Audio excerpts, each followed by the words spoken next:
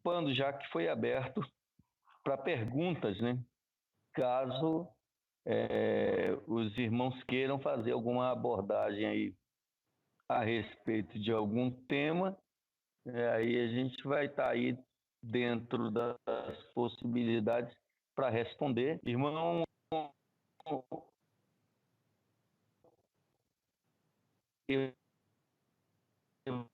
evangelista Raul Cavalcante.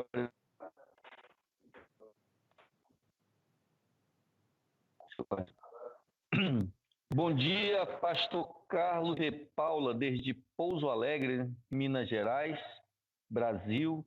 É um prazer a gente estar nesse contato virtual e querendo em Deus que o que vamos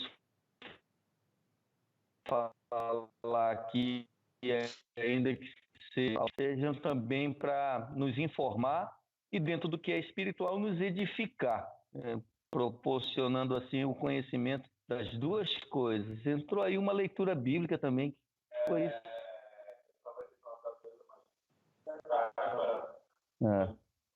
A paz do Senhor, Raul Cavalcante, também, Deus abençoe. Bem, pastor Carlos, vamos fazer assim? Muito bem. Que o senhor se apresente aí aos nossos internautas, em nome de Jesus, está com o senhor agora.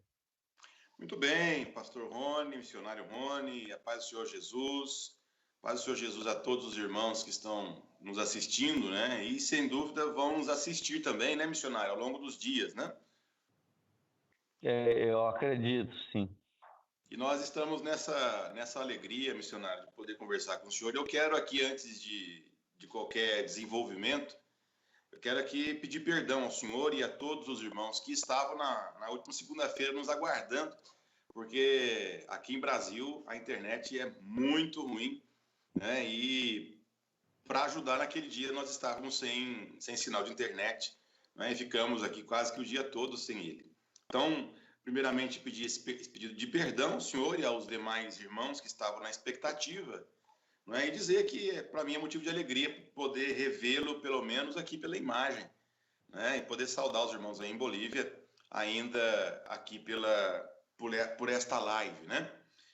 Ô, missionário, nosso propósito dessa conversa amiga é nós discorrermos sobre alguns temas atuais, algumas realidades dessa atualidade, né? É verdade.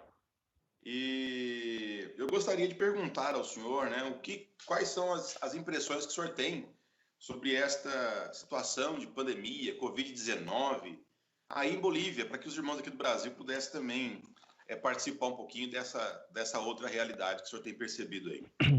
Entendi. A gente sabe que o efeito pandêmico é mundial, chegou à Bolívia também de forma bem parecida com a do Brasil, e daí foi crescendo o nível de infecção e de pronto ela tomou medidas, vamos dizer assim, drásticas, como, por exemplo, começar o isolamento de fronteiras, a anulação de voos internacionais e nacionais, e começou também a equipagem, né, dos médicos e hospitais, que não são tão sofisticados, porém, dentro do que ela fez, foi dando para atender a demanda.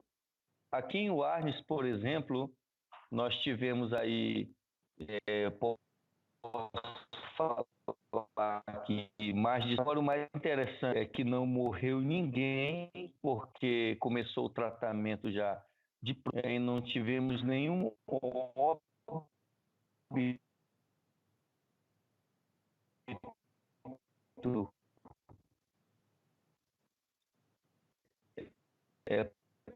por causa do coronavírus dentro de Santos, em vista de outros lugares, aqui foi bem controlado, está sendo bem controlado, gradativamente ao trabalho, feito pandêmico, ele nos alcançou, é evidente isso, mas nós não deixamos isso nos afetar de forma alguma e procuramos de todas as maneiras viabilizar o contato principalmente com os irmãos e levar a palavra de esperança às demais pessoas. Missionário, o culto em Bolívia também está suspenso por determinação das autoridades sanitárias, assim como aqui? Nós já vamos para 3 meses sem culto, 3 meses, né?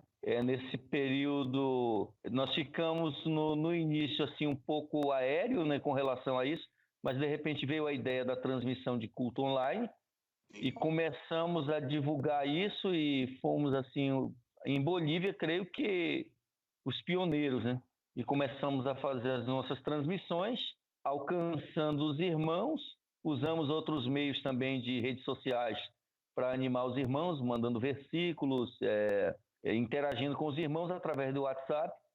Nós fazemos um grupo de oração através do Messenger, chamamos o grupo ali em particular, não é ao vivo, e oramos às 6 da manhã e também às 6 da tarde.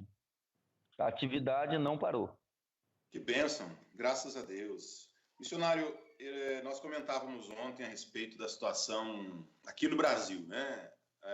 Política, econômica e todo o marketing que se faz também sobre a realidade desse vírus, né?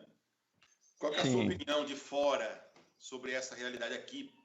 Sabendo nós que o senhor está na Bolívia, mas o senhor é cidadão brasileiro, né? Sim, eu tenho a concepção. Por exemplo, hoje nós temos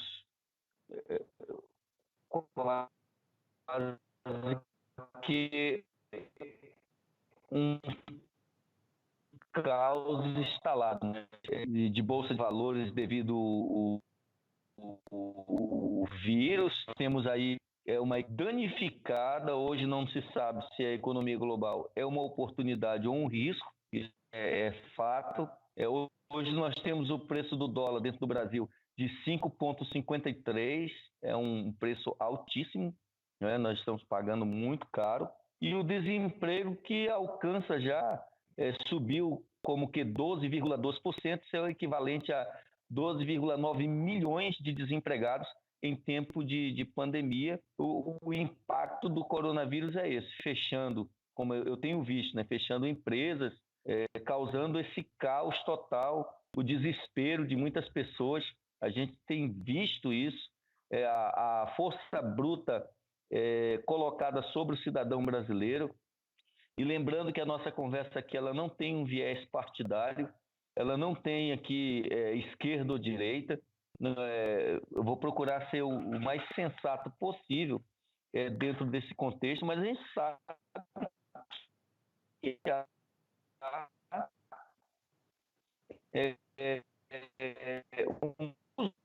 um uso politizado podem ser associados aí. E acompanhando essa situação brasileira, me causa tristeza e indignação pelo simples fato de que pessoas que já estão dentro de um ambiente de poder, querendo mais poder e usando os meios maquiavélicos para obter esse poder. Aquele velho ditado de 503 anos, né?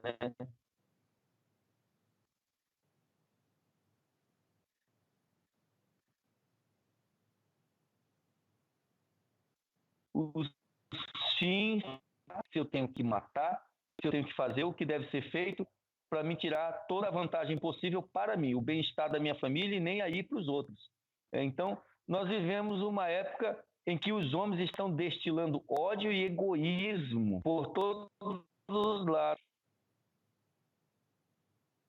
E aí encontramos dois lados. Nós, como cristãos, se a gente toma uma posição, porque você é pastor, você não pode fazer isso, porque você é missionário, você não pode fazer isso. Antes de sermos tudo isso, nós somos cidadãos brasileiros. Não sei se caiu Não? Não caiu, aqui não. No meu sumiu. E nós somos cidadãos brasileiros, né?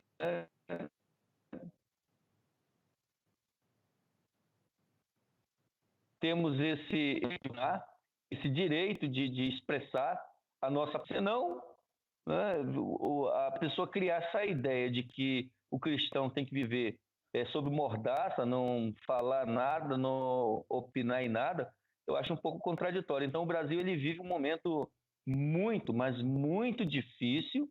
Não deveria ser assim. Não deveria.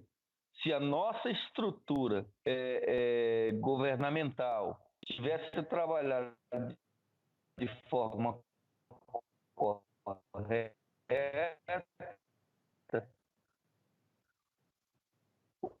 hoje nós teríamos, estão mantendo-se diante de toda essa calamidade. É verdade. O missionário, ainda sobre essa conjuntura política e a nossa opinião sobre isso, né? E é importante que nós tenhamos opinião. O pessoal acha muito errado o que o senhor falou sobre, que o senhor citou, né? Que nós não podemos opinar, que nós não podemos fazer críticas, que se fizermos qualquer tipo de comentário, A ou B, nós somos partidários, né? Quem está no poder hoje é o Bolsonaro e as nossas opiniões aqui não refletem que somos petralhas, né? E é algo muito importante de frisar aqui, que nós estamos falando como cidadão. Nessa conjuntura toda, o senhor acha que falta para o Brasil um pouco de liderança? E a outra pergunta, o senhor, na sua visão, o senhor acha perigoso esse movimento dos evangélicos na direção ou nessa companhia da liderança que está aí hoje? Olha, nós temos um líder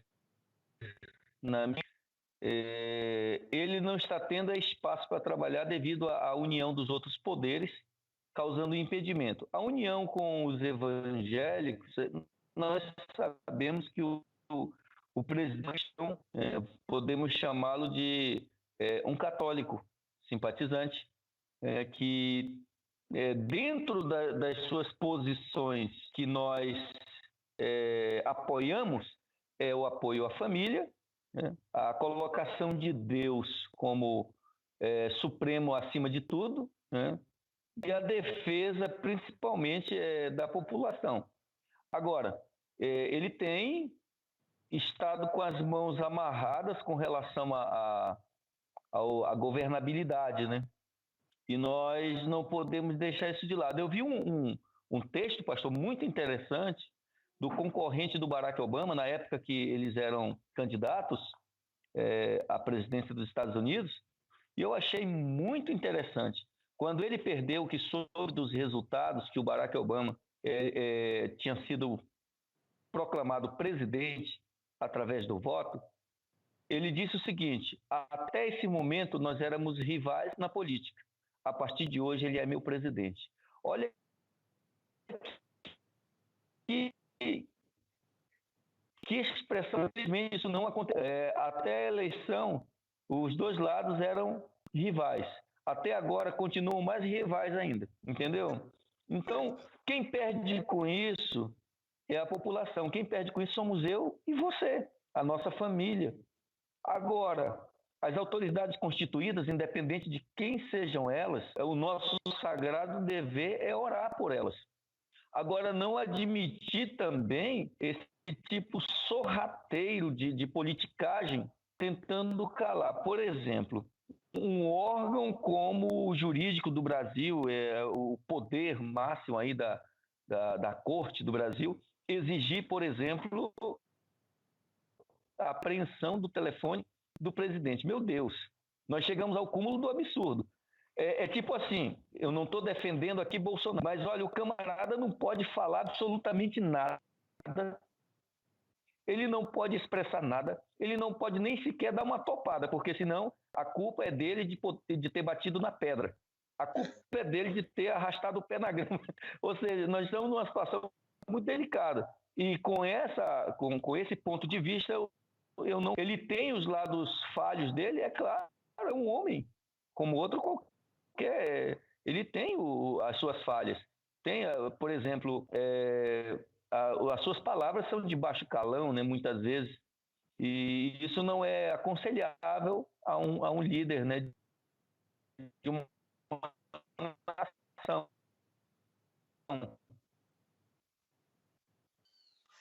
Mas é um homem que nós temos visto que está tentando, pelo menos, fazer alguma coisa do que não foi feito. Eles tiveram pontos bons, evidente, mas tiveram bilhões de pontos negativos. Então, se colocar na balança é terrível.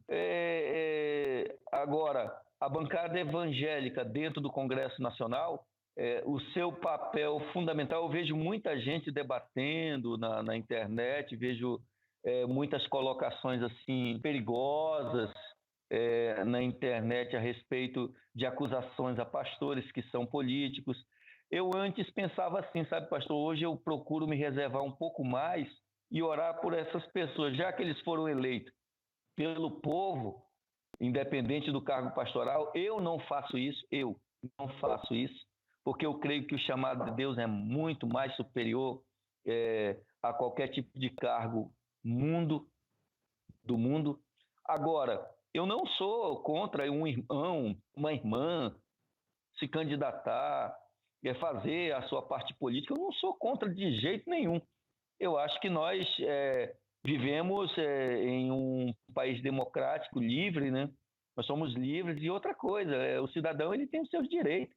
O direito de ir e vir, o direito de se expressar, o direito de religião, por exemplo. Aqui na Bolívia, o artigo 4 da Constituição boliviana, ele diz que tanto estrangeiros quanto nacionais têm o direito de sua cosmovisão e adorar que bem entende. Só que, infelizmente, em alguns momentos, esses nossos direitos religiosos eles tentaram ser como que burlado e parado, violado de forma descarada. Eu vejo assim, que o presidente atual do Brasil, ele nos dá uma liberdade religiosa assim plausível. Não é que nós não tivemos nas outras vezes passadas, só que ele causa impacto, por exemplo. Nós vimos os outros irem, nada contra os terreiros de macumba, nada contra os umbandistas, cada um segue a sua religião e a sua cosmovisão. Porém, quando hoje se vê o presidente atual dentro de uma igreja, é incrível. Quando ele fala o nome de Deus, ele é criticado. E antes não tinha isso, não tinha nada disso, o camarada ia lá ser defumado por feiticeiro ou coisa dessa natureza, e não tinha problema nenhum. Ninguém falava nada. Então eu vejo assim, o governo, resumindo aqui a sua pergunta, ele é bom, ele tem boas intenções, A bancada evangélica tem boas intenções, mas a gente sabe que no meio de um conjunto de pessoas sempre tem a maçã podre, né? E a gente não conhece o íntimo dessas pessoas, se eles estão lá realmente para reivindicar direitos que favoreçam o bem comum de todos, aí somente orando. Muito bem, muito bem. Missionário, esse café é o Cate-Cate ou não? Esse aqui é um chocolate, né? O cocô.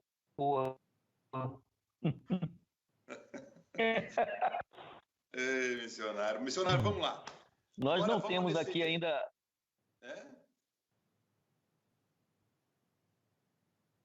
Nós não temos... Muito bem. Missionário, lá no livro de Atos dos Apóstolos, vamos fazer um vai e volta aqui para a gente ir criando os raciocínios. Atos dos Apóstolos, capítulo 17, versículo 4, nós temos lá uma expressão muito interessante quando se referem a Paulo e Silas, quando chegam a Tessalônica, né? Que diz assim: estes que têm alvoroçado o mundo chegaram também aqui. Na sua visão, nesse tempo difícil que nós temos vivido, o senhor compreende que o papel do cristão continua sendo de alvoroçar o mundo? Pastor, eu acredito que hoje informática, uma revolução de redes sociais, que de alguma forma nós temos cumprido o papel de transtornar o mundo inteiro. Por quê? Quando essa pandemia, as ordens das autoridades sanitárias era acúmulo de, ou seja, o ajuntamento de igrejas foram fechando as portas. Isso criou um certo desespero. E agora? O que nós vamos fazer? Ora, conjecturando esse mundo, subiu com o seu riso que estava já pronto a sair da sua garganta e dizendo: consegui, fechei os templos, a frieza virá, a igreja se acabará, enfim, pastores ficarão sem recursos financeiros, e isso gerou também uma crítica tremenda nas redes sociais, que eu acho isso uma vergonha de alguns que criticam dessa forma sendo cristãos, não entendendo o papel da igreja. Então, tudo isso aí causou esse mover assim, de preocupações. Nós temos a Ellen Priscila da Espanha, está nos assistindo, tá, pastor? Paz, senhor. E aí, pastor, Satanás estava rindo, não estava contente com essa situação de que a igreja fechou as portas, o anúncio do evangelho não seria mais o mesmo. Foi onde ele se equivocou. Ele fechou as portas da igreja e abriu igreja em cada casa de crente. Cada casa virou um templo. E mais que isso, através das redes sociais, foi criada a maior congregação virtual do mundo, por que não do universo. Hoje você, por exemplo, se você vai a uma visitinha no Facebook, você vai encontrar transmissões de cultos, transmissões de palavras de reflexão. É constante, é um bombardeio sem fim. E aí, então, Satanás coça a cabeça e diz: meu Deus, o que eu vou fazer? Qual é a minha saída? Né? Já que tomaram agora esse rumo. Imagine, nós alcançamos, através da rede social do nosso culto online, Espanha, Paraguai, Uruguai, Chile, Estados Unidos. Geralmente nós temos um alcance de mais de 5.000 pessoas pelos nossos cultos online, e com o decorrer nós colocamos no YouTube, as pessoas vão fazendo as suas visualizações e vendo as mensagens. Eu vejo o seguinte, que Satanás pensou uma coisa, mas Deus ele usou a estratégia do conhecimento e desse período da interatividade através das redes sociais e na oportunidade de fazer o que está em. Aí vão dizer agora de forma diferente, eu não estou mudando aqui a Bíblia, mas vou dizer de forma diferente. Esses que usam as redes sociais chegaram aqui, estão...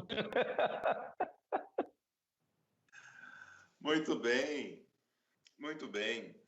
Missionário, muitos estão desesperados aí sobre um tempo de despertamento, né? Nós vamos ter um programa, me permita aqui fazer uma pequena propaganda, na página da nossa igreja aqui em Pouso Alegre, à vontade. Que é o programa Identidade Cristã, que vai ao ar hoje às 8 da noite. Não é? Os irmãos que querem assistir, procura lá no Facebook AD, A de Assembleia, D de Deus, né?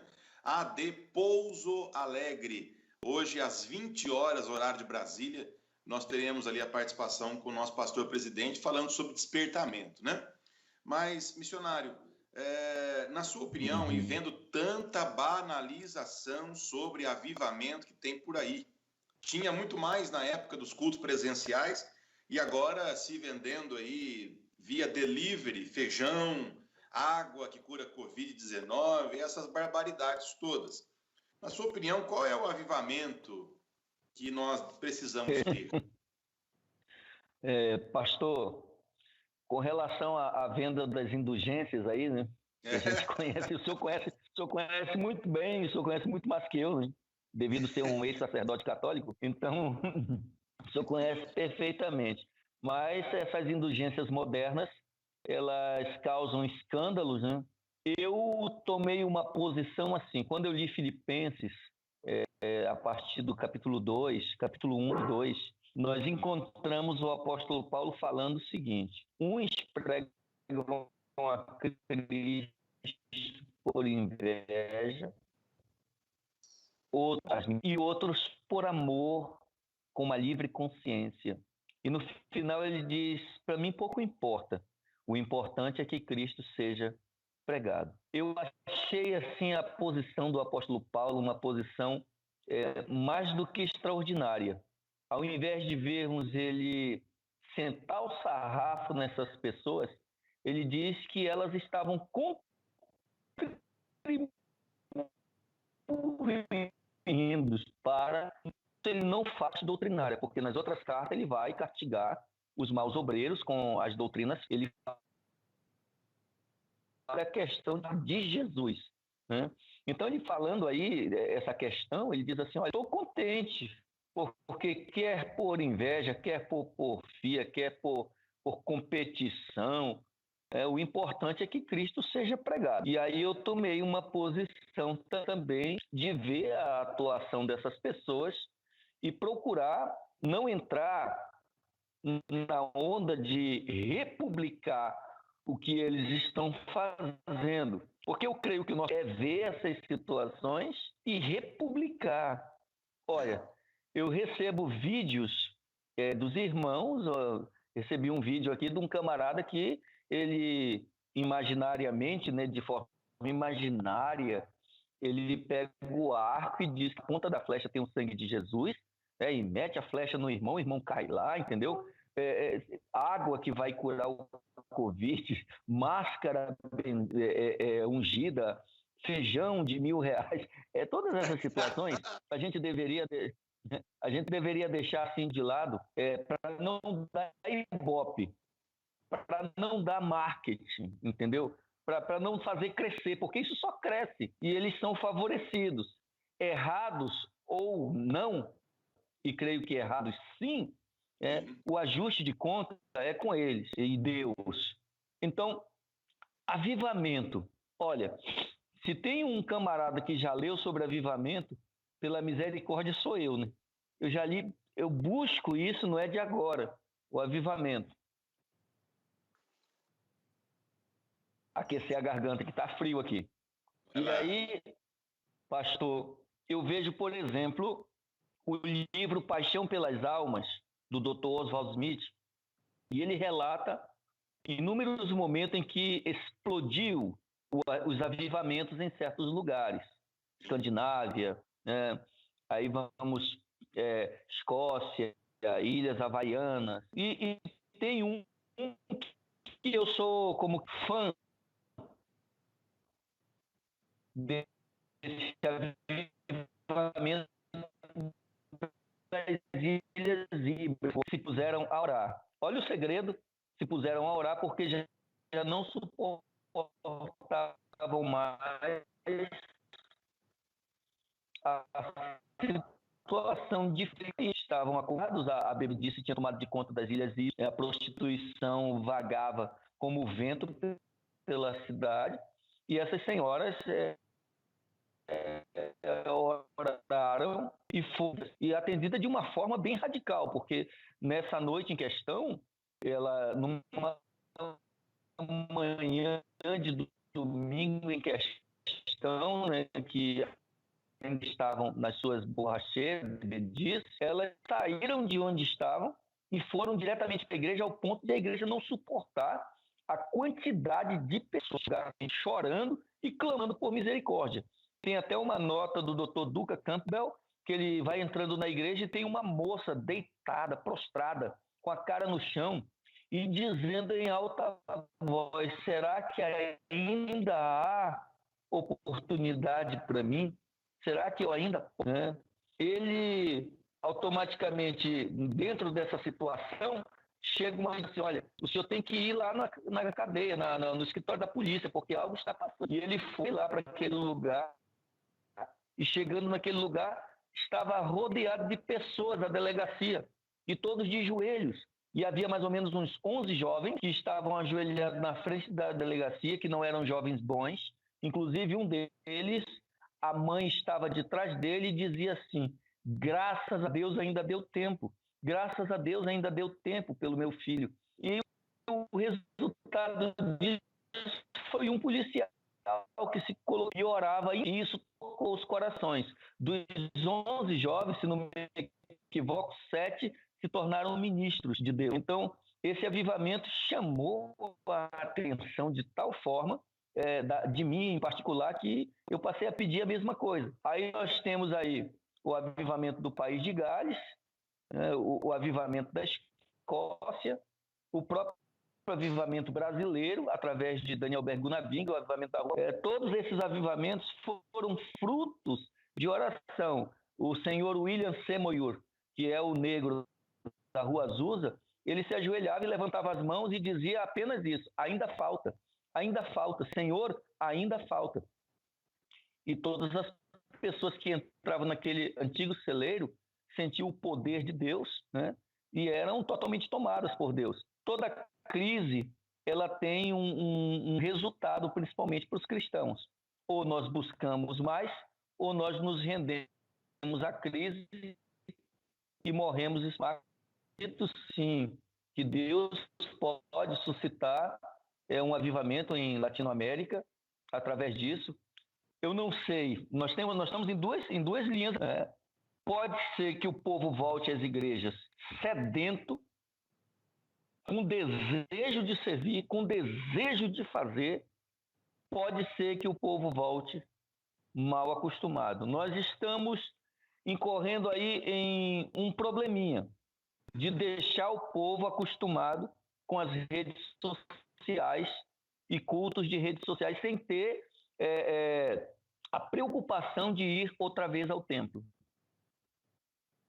Então, eu precisaria, hoje, através das redes sociais, permanecesse quando se terminasse esse período de confinamento e voltasse com todo o gás disposto a adorar. Eu até trouxe uma mensagem um dia, né? O que eu vou fazer quando termine a pandemia? O que eu vou fazer para Deus? Então, fica assim uma interrogação.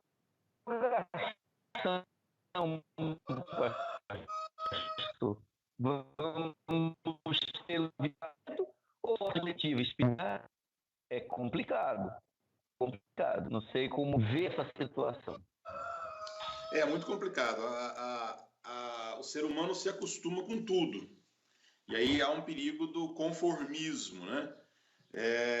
E essa preocupação também existe aqui, conversando com um amigo que nós temos em comum, o pastor Oscar Tobias, né, e outros obreiros aqui do nosso campo. A gente vem debatendo justamente isto, né? Os cultos aqui no Brasil, principalmente aqui na região onde nós estamos, ele vem voltando gradativamente, né? Mas há um comodismo entre os irmãos de que tá bom em casa, tá bom assistir, não é? Exatamente. Algumas igrejas fazem Santa Ceia online e a pessoa levanta o pão e levanta o cálicezinho lá com o suco de uva em sua casa, e isso basta, como se a Santa Ceia fosse um gesto isolado, né? E não um ato de comunhão. Mas enfim, missionário, não sou a favor, sabe? Exatamente. Eu não sou a favor. Eu vi nesse período até batismo online. Eu me mergulho. Estamos em uma situação, pastor, que essas vertentes nos levam assim, ou a sermos mais radicais, ou a sermos liberais até o pescoço. É o perigo, né?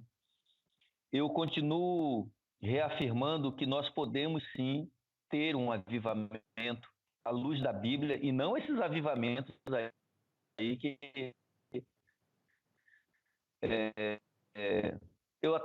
ele está online com a gente.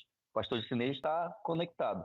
Eu quero aqui Eu quero que só me dê aqui uns minutos para me fazer. Eu não estou ganhando para fazer a propaganda da J.C. Lewis, que é esse livro que eu estou lendo, que é A Guerra contra o Santos. Isso. Eu estava conversando com o pastor Sinei, com o pastor Rafael, o pastor às 11 da noite, né? Era tarde da noite, né? Era quase meia-noite, e a gente estava trocando mais ideias, porque há uma mentalidade de a gente fazer aí uma conferência sobre as ações missionárias no tempo da pandemia. E aí ela é de 1861 a 1927, né? Então ela escreveu dentro desse período e ela faz uma abordagem a respeito das possessões. Eu vou até usar a palavra da outra, né? Os encostos, né? Então, as possessões demoníacas. E aí, eu observando isso, ela traz à luz umas questões que eu tinha na minha mente. Eu perguntava assim, pastor, por que os avivamentos duraram tão pouco? Sim. Do país de Gales foi 5 anos, das Ilhas Havaianas, quase 3 anos, das Ilhas Híbridas, quase 3 anos. E eu me perguntava assim, por que os avivamentos têm um curto período de tempo? Porque quem diz assim, pô, mas 5 anos, não. Meu irmão, se a gente tem a presença de Deus, é a vida toda. Exatamente. É a vida toda. Né? E dentro desse livro, ela vai dizendo que o perigo maior para o cristão com relação à ação demoníaca é justamente um período de avivamento. E eu perguntava, mas por quê? O porquê está assim. Vou tentar ser bem resumido. Por favor. Tudo o que acontece, pastor, dentro de um aviso a Deus. Então, qualquer mover dentro de um ambiente que se julga ser um avivamento de Deus, é Deus. Alguém titubeando, ou melhor, rebolcando no chão, desculpa a palavra, fugiu em português, rolando no chão, Sim.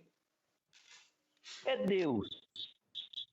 Alguém dando gesto para cima, porque estão vivendo dentro de um avivamento. Então, tudo é atribuído. Mas a pergunta é, seria mesmo uma ação de Deus, à luz da Bíblia, esses tipos de gestos e movimentos?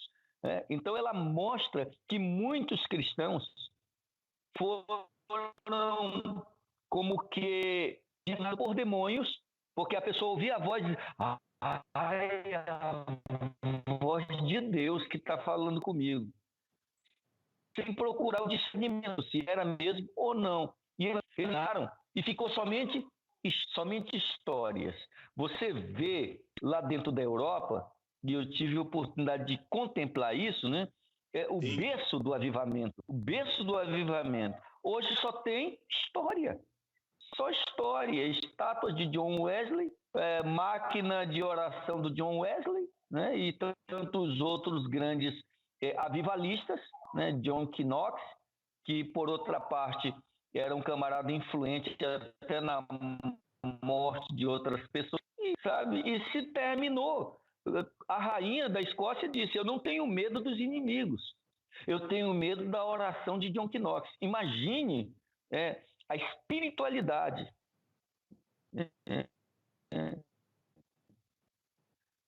Ou como grandes que unir fantásticas, extraordinárias, né, de avivamento, mas nós não podemos jamais atribuir tudo a Deus. Tem que ter muito cuidado, senão o avivamento vai por água abaixo. Porque o verdadeiro avivamento, o que é? É a volta do homem para Deus. É a volta do homem à obediência às Escrituras. Não é? Uma vez, pastor, nós tínhamos uma igrejinha de madeira, eu acho que era uma medida 5, era bem pequena, era um trabalho com drogados, com pessoas dependentes. E aí Nós estávamos nesse dia, minha filha era pequena, ela estava no meu braço, a que hoje já é grande, tem 22 anos, né? Está no meu braço. Eu estava lá naquele culto e de repente um irmão explodiu em línguas estranhas dentro da igreja. E na mesma hora o Espírito de Deus falou dentro de mim. Não sou eu que estou atuando ali. Eu digo, meu Deus, eu não queria, eu disse, Senhor, dentro de mim eu não falava, eu estava com a minha filha no braço e dizia assim, eu não quero blasfemar contra ti, Jesus, me dá uma confirmação. Na hora que eu pedi isso, pastor, o irmão sai lá de dentro da igreja, vem até mim, coloca a mão no meu ombro e diz, não te preocupa, porque não é Deus. E ele vai mostrar agora. Quando ele falou isso, o irmão caiu lá dentro possuído, o que estava falando em línguas. Entende? Então, os avivamentos não perduraram devido à falta de discernimento de atribuir até a folha que caísse é Deus, né? A poeira que levantava, Deus. Um barulhinho que estava ali, é o espírito maligno, né? O avivamento ele é muito bom, mas ao mesmo tempo tem que tomar muito cuidado. Olha, o avivamento de Jerusalém foi fantástico no dia de Pentecostes. Mas o avivamento, eles ficaram gozo sobre gozo. Foi necessário uma perseguição para poder se espalhar o evangelho. Foi necessário Saulo de Tarso entrar em ação. Verdade. Mas por ele mesmo eles ficariam... Não haveria o avivamento de Samaria, não haveria o avivamento de Antioquia, né, onde estava Barnabé e Saulo. Então, o cuidado que nós temos que ter ao pedir o avivamento é esse, pedir o avivamento bíblico. Quando Esdras fez a leitura no púlpito de madeira de 6 da manhã às 12 do meio-dia, aquilo ali é avivamento, onde diz que ninguém tirou o pé, ninguém foi para casa até que terminasse a leitura. E era em siríaco, e era em arameu, e era em hebreu, as traduções. Não é? Aí nós temos o avivamento do rei Josias, quando ele purifica o templo e faz uma das maiores Páscoas desde Moisés até aquele momento. É um avivamento. Exato. Nós temos um avivamento. Então, o avivamento bíblico, ele é diferente dos avivamentos que nós estamos vendo. Esses avivamentos dos séculos passados, todos eles tinham como resultado de almas. Não era não era o rodopiar, não era nada disso. O resultado é a salvação de almas e vida repleta de oração. Mas mesmo assim houve falhas. Houve falhas porque o avivamento secou. E ainda continua à disposição. Muito bem. Missionário, está tendo um pequeno atraso aqui. Não tem problema. Temos a Juliana Costa, Rio Grande do Norte, está nos assistindo, José Ribamar, Moreira de Manaus, a Ellen Priscila, como já falei, ela está dizendo muito forte. Ellen Priscila, hoje à noite nós temos transmissão também, tá bom? O pastor Antônio Luiz, de São Paulo, de Cidade de Jardim Pirituba, esse aqui é o Rios daqui, de Bolívia, esses irmãos que sempre nos acompanham, tá, pastor? E espero que a nossa conversa amigável, como a gente anunciou, né? Conversa amiga, né? Debater esse tipo de assunto que é muito gostoso mesmo, e quem sabe até alongar mais em outras oportunidades, incluindo outros pastores também, será Sim. muito bom. Então, pastor, com relação ao avivamento, não podemos dizer assim, ponto final, porque pode ser derramado a qualquer momento. Pastor Rony, para nós encerrarmos esse ponto do avivamento, como o senhor tem se aprofundado ao longo dos anos sobre este tema e com muita propriedade tem nos passado isso, hoje, na sua visão, e olhando para cá, para o Brasil também, quais são os obstáculos principais que o senhor elenca? Eita, meu Deus! Que coisa fogueira! Eu creio que o Haverhill, ele escreveu o livro, é o Haverhill, Leonardo Haverhill, né? ele diz assim, eu já li esse livro em espanhol, Por que Tarda o Avivamento? E ele faz uma abordagem fantástica, né, dentro desse livro, Por que Tarda o Avivamento, naquela época. E quando nós olhamos hoje a atual condição da igreja brasileira, uma igreja que, diga-se, enriqueceu, hoje nós temos templos magníficos, né? Templos que são verdadeiras estruturas colossais, né? Como posso citar aqui, não vou fugir da ética, mas estamos falando de templo, Deus é amor, universal, Igreja do Belenzinho, são estruturas colossais, né? Que você olha assim e diz, meu Deus, que coisa fantástica. É verdade. Mas o que retarda, o que não faz vir o avivamento? Primeiro é a falta de comprometimento com Deus. O homem moderno, ele ficou muito apegado, eu não gosto muito de usar essa palavra, a coisas materiais. Ele ficou muito apegado, eu digo assim, aos seus desejos por coisas deste mundo. O cristão moderno, ele está totalmente voltado para um carro bom, para uma mansão, para dinheiro na conta, entendeu? A espiritualidade, ela está ocupando, diga-se de passagem, o 4º ou 5º lugar. A espiritualidade, ela está bem distanciada. Uma vida constante de oração, já que a gente está falando da espiritualidade que está em 5º lugar, a oração ela passou a ser um pouco subjetiva na vida de muitos cristãos. Ou seja, eu oro quando eu preciso. Eu oro quando eu vejo uma necessidade se aproximar. Quantos e quantos não buscaram a Deus no período da pandemia só por causa da pandemia? É verdade. Já não tinham mais... diz assim, há quanto tempo você... Eu tenho falta, eu sinto falta, como a falta que ele sente, e isso vem um choro aqui, pastor, né? De ter esse contato conosco. Então, nós vamos vendo aí a listagem, a preocupação mais em agradar o chefe da empresa do que agradar a Deus, a preocupação em produzir mais na sua loja, na sua empresa, do que produzir para Deus.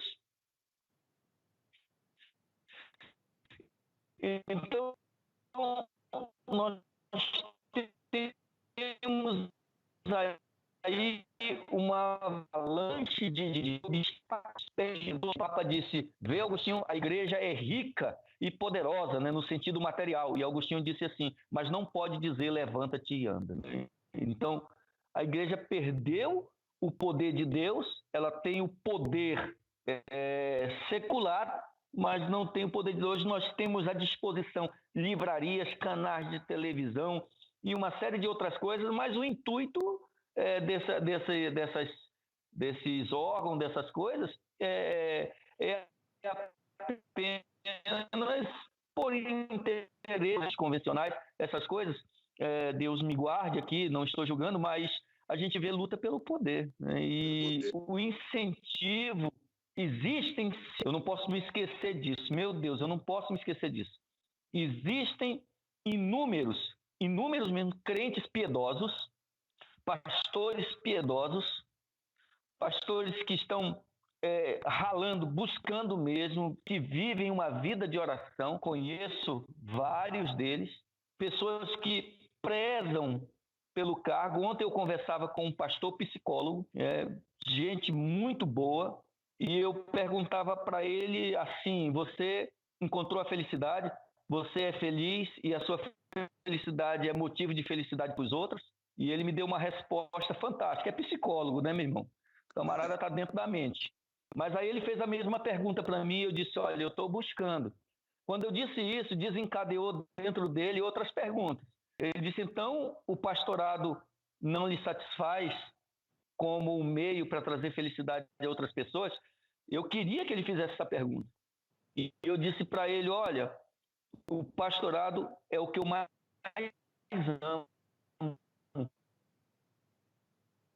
O chamado de Deus, eu amo mesmo o que faço, gosto do que faço, mas infelizmente por culpa de outrem, nós vemos a banalização desse cargo e a desconfiança. E nós não estamos, pastores nos assistindo, podem também colocar isso, se é verdade ou não. A nossa posição, que antes inspirava os jovens a quererem serem pastores, já não é mais, já não provoca essa felicidade, a não ser nos interesseiros, que vem assim, caramba, você pastor porque vale a pena, tem um carro, tem isso, tem aquilo. Já não é mais pelo chamado, e sim pelo que essa posição pode produzir. Então, eu fico preocupado com isso, eu fico preocupado com essa situação, porque eu lembro de um dia também, me perdoe, a gente vai alongando, mas a conversa está muito gostosa. A gente vai alongando. Eu lembro de um dia que eu estava conversando com uma irmã e ela me falou algo que me deu preocupação e alegria. Foi um milkshake aí, de preocupação e alegria. Não sei se você consegue entender isso, né? Foi uma sacudida assim. Ela disse o seguinte: pastor, nós temos aqui a participação do Antônio Luiz, eu vou já ler aqui o que ele está escrevendo, tá bom?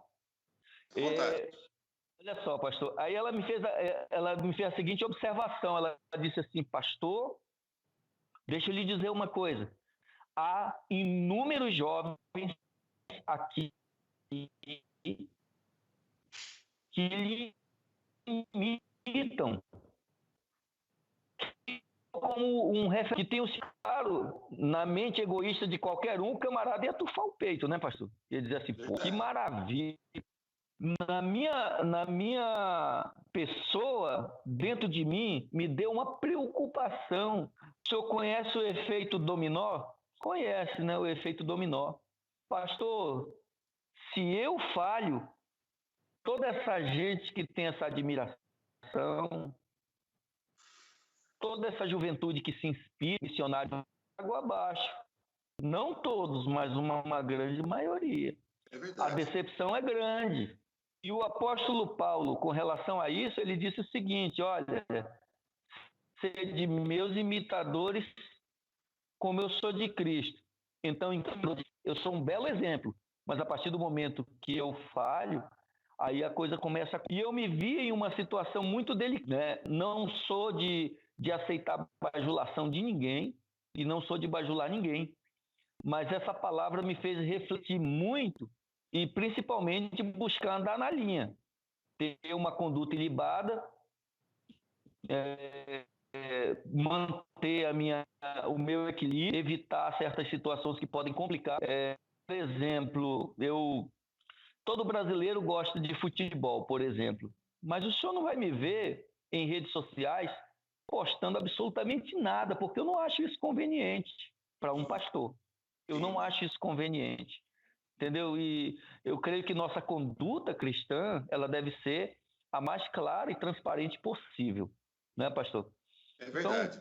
Então, temos essa preocupação. Agora, olha aqui, o pastor Antônio Luiz ele está contribuindo conosco aqui, e é o nosso dever ler aqui. O senhor já deve estar acompanhando aí, né? Eu vou tirar aqui a lente. Essa sua experiência, pastor Rony, me fez lembrar de uma que tive um dia e às 3 da manhã, o pai que olhando para ela, você viu um comportamento como diferente da gente. Foi aí que ela falava em línguas e chorava, e o pastor saiu do púlpito e foi até essa jovem, e para mim era para se alegrar juntos, né? Tipo, até mesmo entregar-lhe uma profecia. Foi quando ele estendeu a mão e disse, está funcionando, ou seja, ele está falando justamente daquilo que eu abordei ainda agora, das línguas. E dentro desse nosso contexto, os pastores que estão nos assistindo, pastor Cinê, pastor Dirley, pastor Antônio, pastor Edsulino, que é um privilégio tê-lo aqui na nossa transmissão. Né?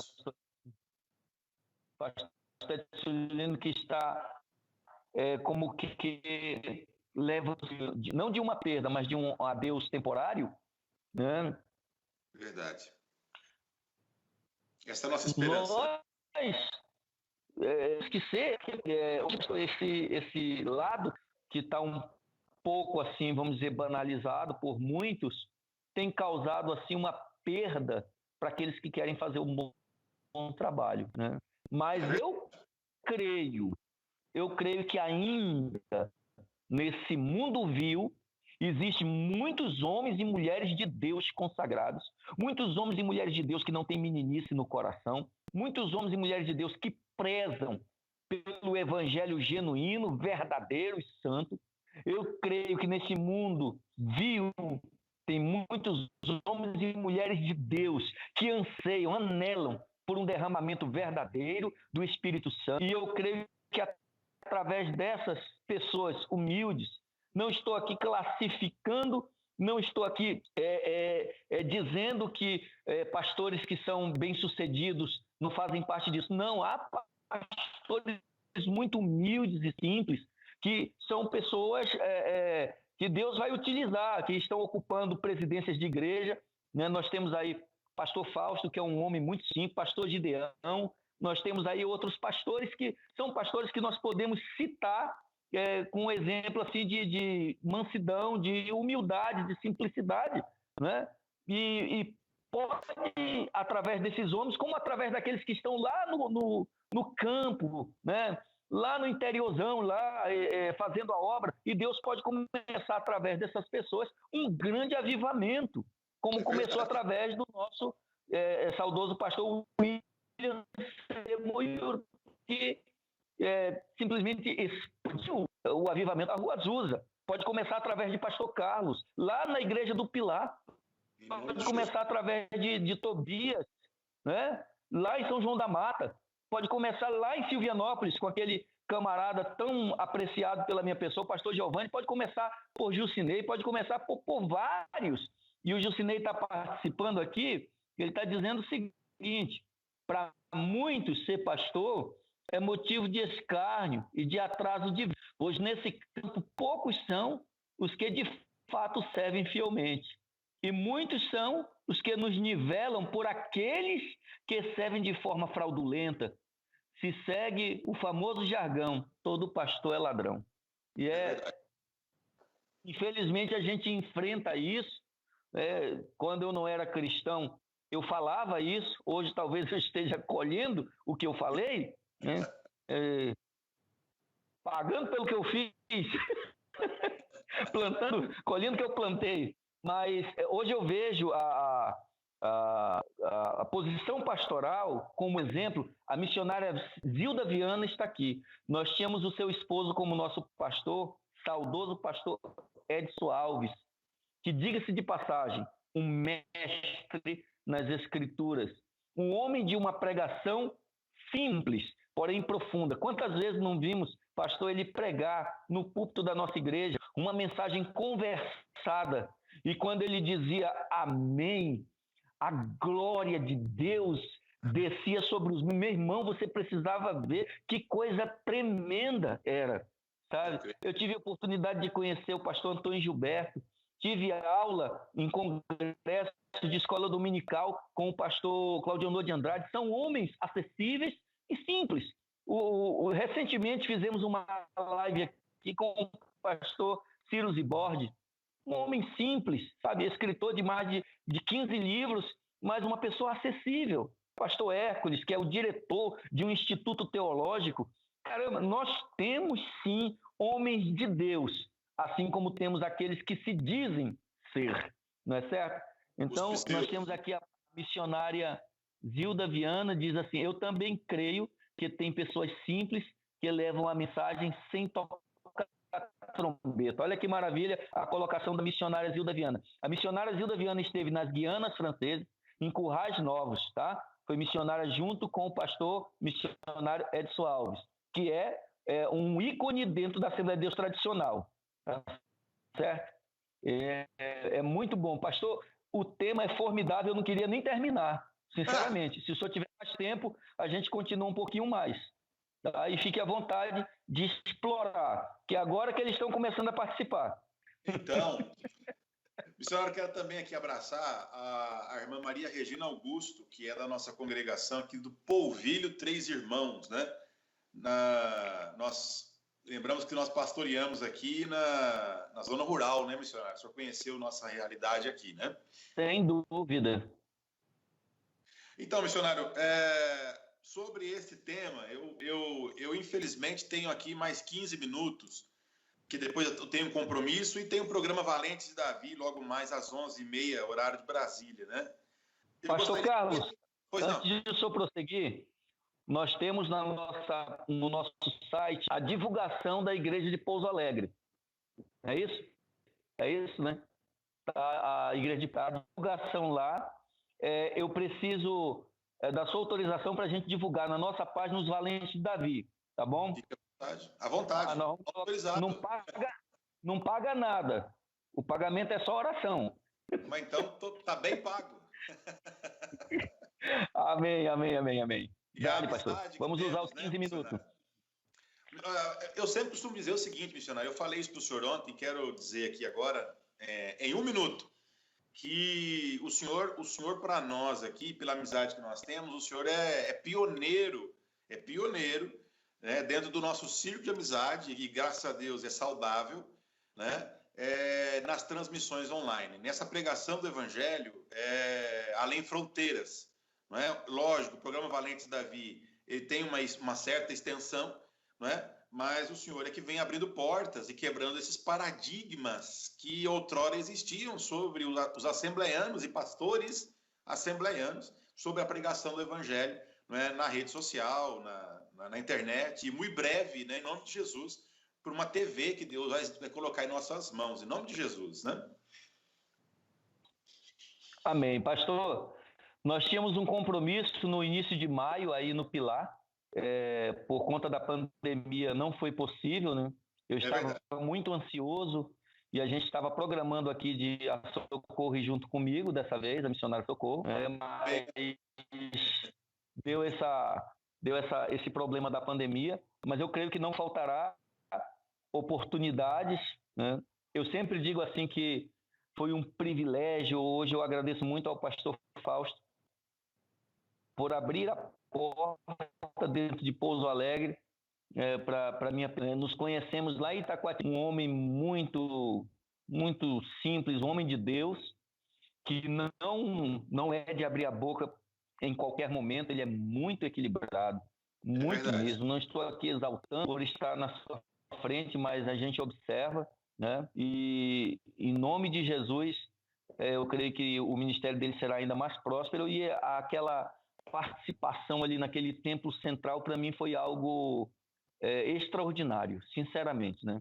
Nós temos aqui o pastor Dirley Pires, um homem que conhece escatologia com a ponta dos dedos dele. Ele diz assim: o que os pastores acham da teologia do domínio? O pastor Dirley, ele estuda muito sobre isso, né? Aquela coisa, eu creio que a teologia do domínio seja aquela do decreto, né? Eu autorizo, é mais ou menos isso, né, pastor Dirley?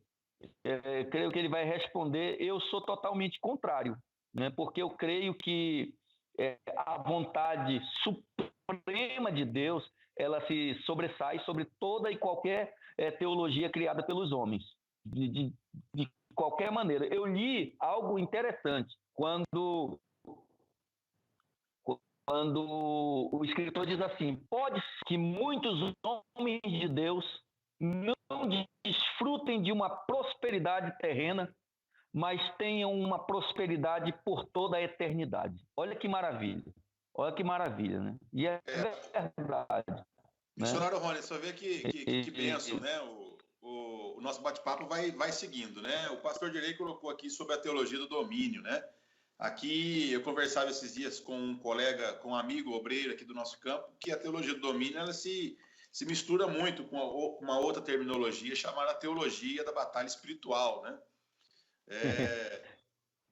E vem justamente na linha de raciocínio que nós estávamos sobre o falso ou pseudo-avivamento, né? E sobre esses obstáculos, né?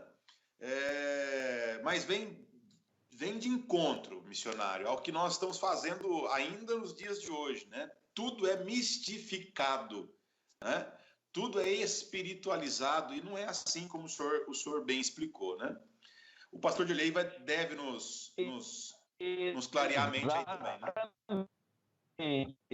Exatamente. Nos congratular. Então, tudo é estruturado de tal maneira que vem demônio na maionese, vem demônio na coca, vem demônio em uma pelúcia, mas não consegue ver o demônio na própria vida. É verdade. Entendeu? É complicado, sabe? É uma situação muito delicada. Então, por essas e outras razões, nós estamos vendo o nosso cristianismo, assim, boa parte dele banalizado, né? Hoje nós temos aí tipos de exposição bíblica que de bíblica não tem nada. Como falou e deixou bem claro aqui a irmã missionária, que nós não precisamos tocar trombeta nenhuma. Graças a Deus por isso.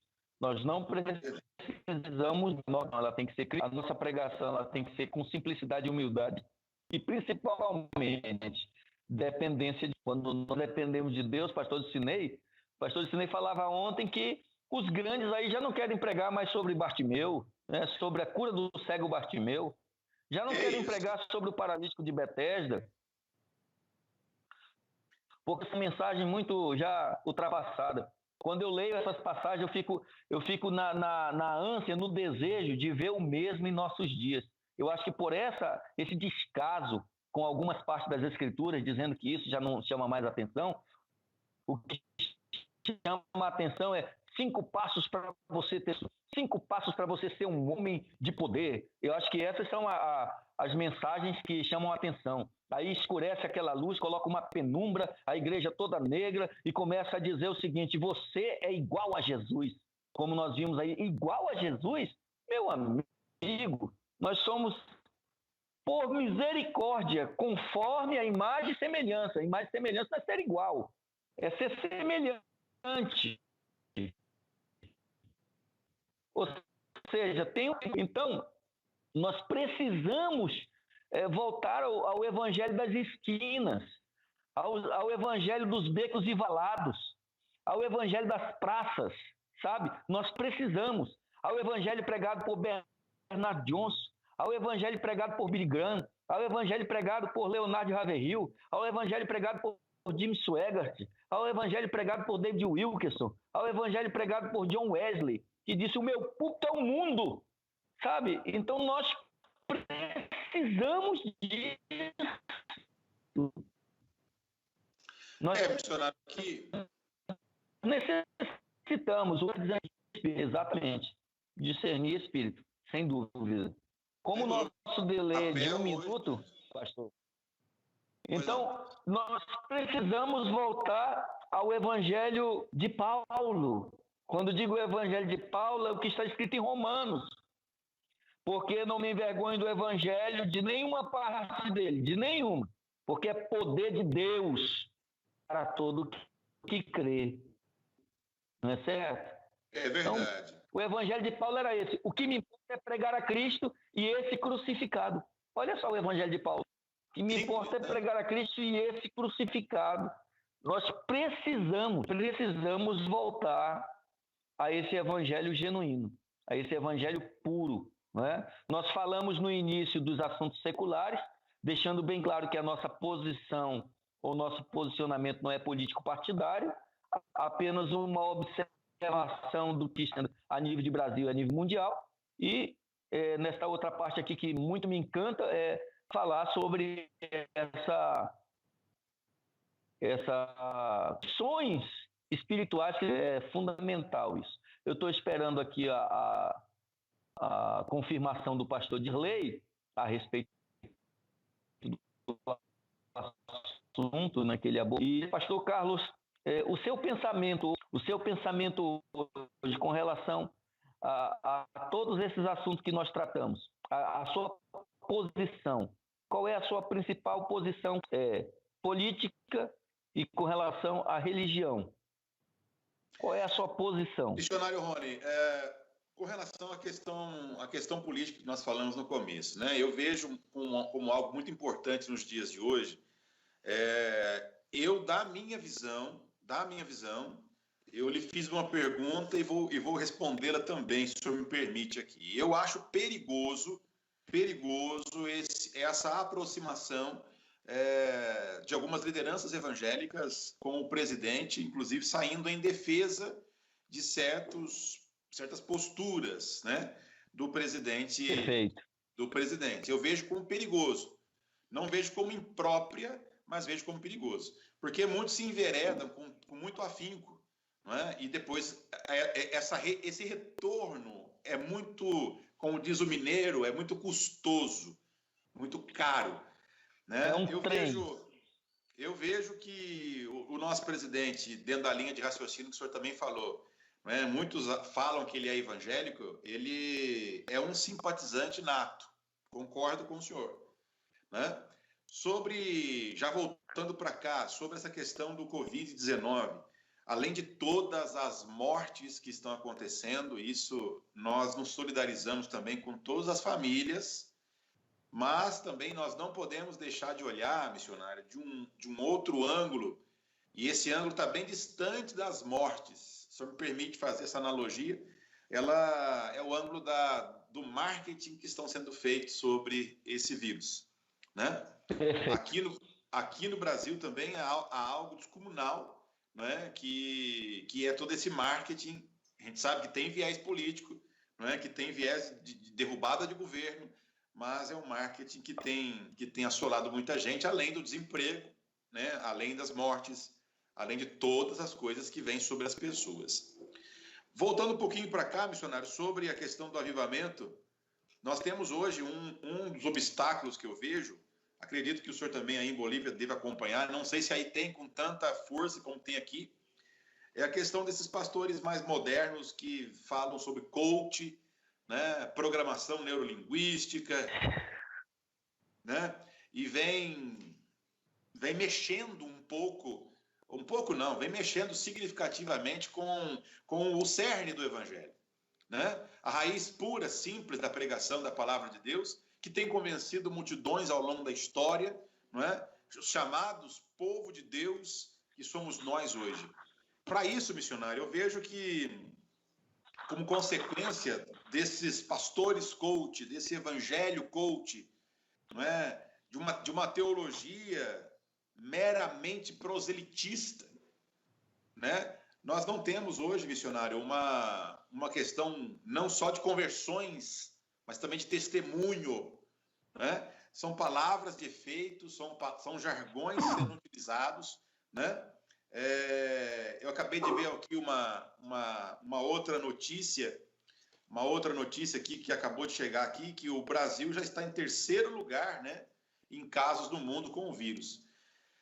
São essas coisas, esse bombardeio de notícias ruins de um lado e de outro lado realidades que vêm publicados por aqueles que se dizem pastores, os pseudo-pastores, né, sobre um evangelho triunfalista, sobre um evangelho ao qual vem de encontro à vida das pessoas somente pelos atributos periféricos de Jesus, né? As pessoas não conhecem quem é o Senhor, que da cruz, né, ressuscitou e nos trouxe vida, e que agora atua entre minha vida, a sua vida e todos aqueles que estão nos assistindo. Essa experiência que o senhor falava de grandes homens de Deus, essa experiência de incendiar o mundo com a pregação do Evangelho, essa experiência de buscar o aprimoramento do ser humano, e é aqui que eu vejo que vem, como consequência direta, o avivamento, é que está faltando nos nossos dias. O risco que a igreja corre hoje no Brasil, em Bolívia e em qualquer lugar do mundo é a questão do conformismo, que eu posso assistir o culto de casa, não é? Porque isso se tornou cômodo e não enxergo como uma utilidade em tempos difíceis, mas enxergo como uma comodidade para as minhas realidades. Missionário, eu há pouco tempo atrás encontrei uma pessoa que veio para o nosso ministério, para a congregação do Pilar, que o senhor teve oportunidade de conhecer, e fazendo uma visita para essa pessoa, nós conversávamos sobre salvação, né? E ela falava sem nenhuma lágrima escorrer pelos seus olhos, sem nenhuma como vou dizer, nenhuma expressão facial que ela não acreditava na sua salvação. essas são as consequências que eu tenho percebido aqui no Brasil, principalmente aqui na região onde nós estamos, como consequência desse evangelho triunfalista, meramente proselitista, nesse evangelho que vem contra a vida das pessoas, e repito, pelos atributos periféricos de Jesus, né? Nosso Senhor está como meio para que eu alcance a minha finalidade, né? E não as minhas realidades como meio para que eu alcance o Senhor. Então, basicamente, missionário, é isso. Eu não quero me prolongar muito, porque senão eu descaracterizo e também causo enfado nos irmãos que já têm ouvido o que temos conversado aqui. Mas eu acredito, né, que os remanescentes, tanto do corpo de Cristo, quanto do sacerdócio ministerial de Jesus Cristo, que somos nós, né, esses remanescentes estarão aí e continuarão como voz profética nesse momento e pós-momento até a volta de Jesus Cristo. Nós estamos aqui, eu acredito, num grande despertamento também. Muitos estavam num sono. Se nós pegarmos lá Romanos 13, 11, nós temos lá o apóstolo Paulo dizendo que é tempo de despertarmos do sono, porque estamos mais perto da salvação do que quando aceitamos a fé. Eu acredito que esse é o tempo. Esse é o tempo. E por isso eu acho importante. Eu acredito também, pastor. Acredito muito num despertamento espiritual. Infelizmente, nós vivemos assim, dentro de um país em que nós, como eu falei no início, não podemos expressar a nossa opinião política. As pessoas veem assim, não, tu é pastor. Poxa, eu sou um cidadão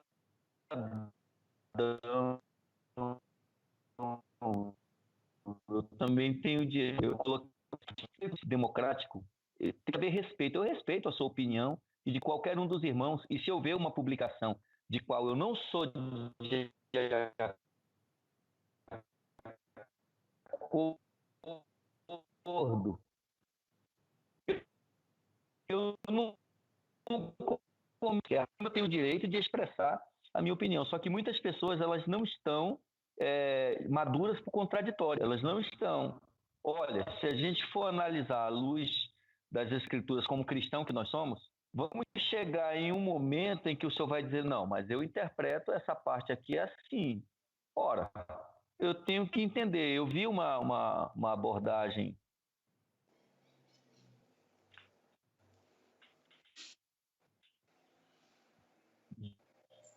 de um pastor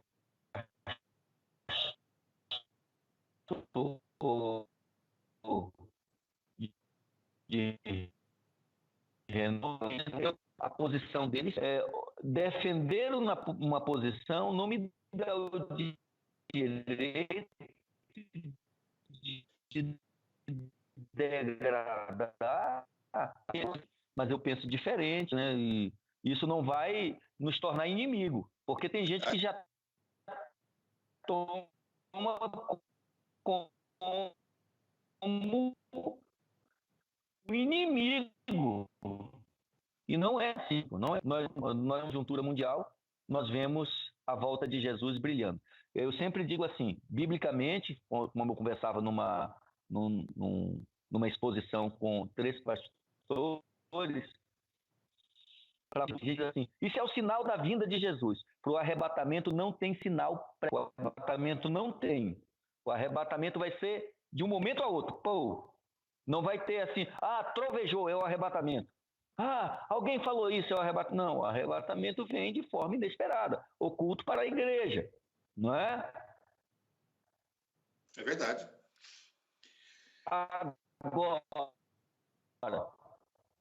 se quer saber de sinais, então, divergências para contribuir, eu louvo a Deus por esses momentos, 1h30 quase já de bate-papo, né?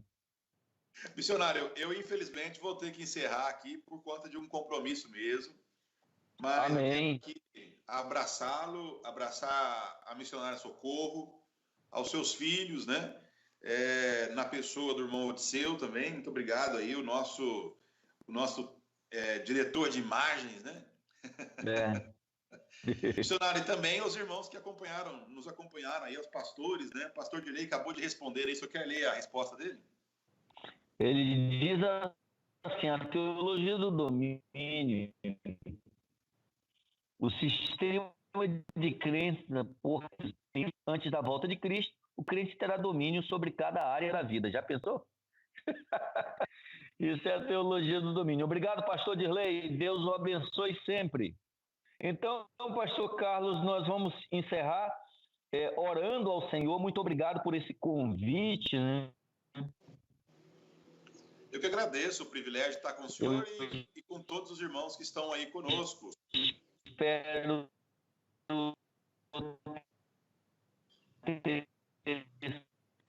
sido claro olha o domínio do homem sobre a terra por causa do pecado de Adão e Eva. A segunda, a igreja é um instrumento divino para retornar ao domínio de Satanás. Terceiro, Jesus não poderá voltar até que a igreja tenha subjugado a terra e conseguido o controle das instituições governamentais e sociais das mesmas. Meu Deus. Terrível, que né?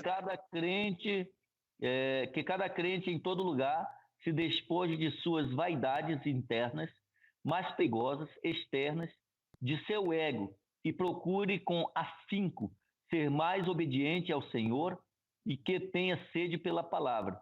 Que em nossos cultos haja mais tempo dedicado à explanação da palavra, que haja mais ensino e exortação.